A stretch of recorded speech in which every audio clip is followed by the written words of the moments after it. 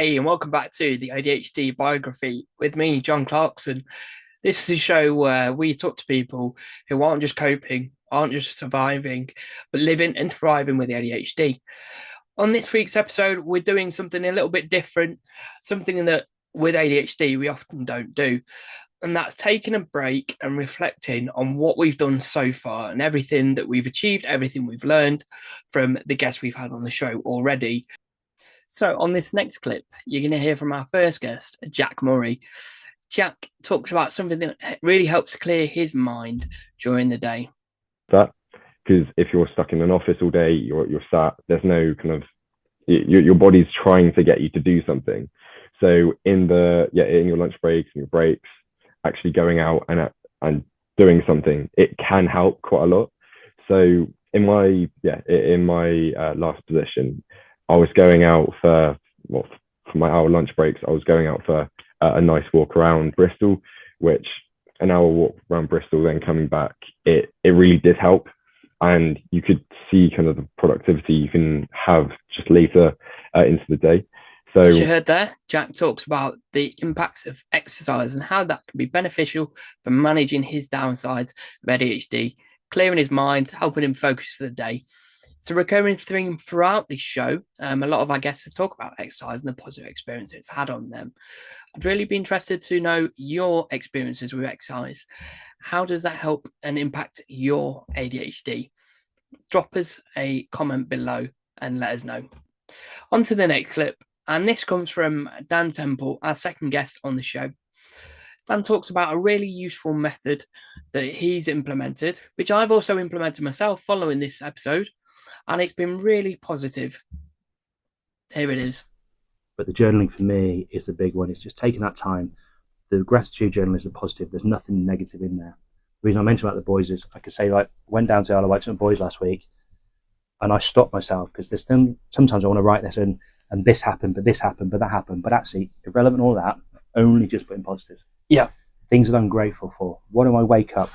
I try and talk to myself, right, what am I grateful for today? What have I got? I've got the house. It's a rental. Love it. It's not mine, but you know what? It's a house. I've got a room. I've got an office in it. I've got a spare bedroom for the boys. That was Dan talking about gratification journals. And they're really key, as a lot of people with ADHD, and certainly the guests we've had on already, have talked about how important it is to have positive self-talk, as it's very easy to get overwhelmed at times and feel like you're not quite good enough. And doing a gratification journal, realizing the positives and writing them down, and reminding yourself of all the good things you've done, can really help keep you on track to where you want to get to. Next, we're going to be hearing from Hamza Richards.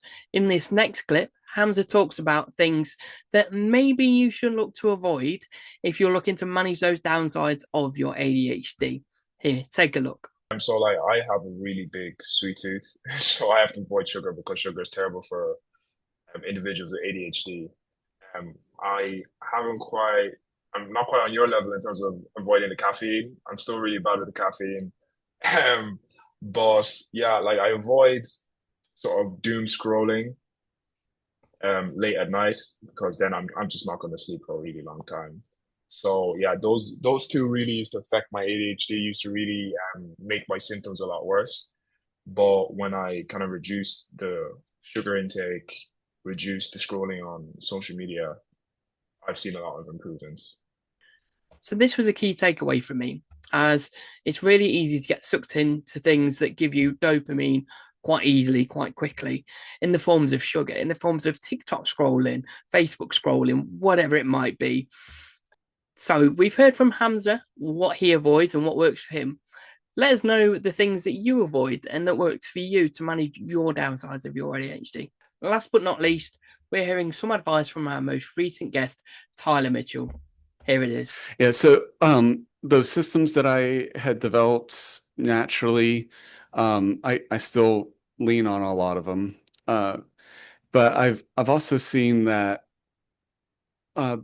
the novelty interest-based side of us, I've been a lot better about not worrying about finding the perfect system and being okay with switching things up. Because that was another thing that would frustrate me is I'd get this perfect system going And then a week, maybe a month, maybe a day, I'd be like, well, I'm going to do this other thing. And then I was like, man, I spent all that time developing that system to do this thing and it was working. Now I'm like, oh, I need to switch it up a little bit. As you've And just heard, Tyler talks about how it's not about finding the perfect system. There's no one size fits all. Not one system is going to work for every situation. And the truth is, that's something that we learn the hard way. There's no quick fix with ADHD. There's no one problem that fits all. What works for one person may not work for another person with ADHD. The main factor is the willingness to experiment, willing to try new things in different environments and keep throwing it out there without feeling like a failure. ADHD isn't a problem you solve once. It's something you learn to work with over time. So it's about working with your brain as you go through different environments and find different things that work for you at different times. Don't worry if you've not found the solution yet. There's still plenty of time and you can work through it. So we've talked to a lot of people that have ADHD about their experiences and how they deal with it. I just wanted to share on this episode something that I'm reading at the moment, which I'm finding really useful, by Dr. James Custo.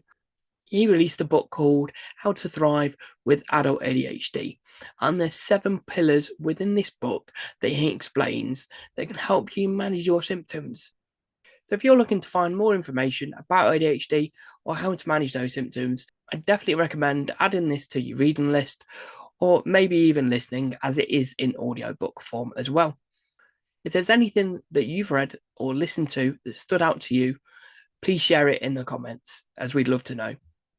So in a few episodes, we've covered a lot of topics already, and there's so much more to come from our guests in the coming weeks. We're going to be talking to some real creative individuals that are from all different environments that have gone through burnout, career changes, been on TV shows, recorded their own BBC series on ADHD. So make sure you subscribe, hit the like button, the notification button.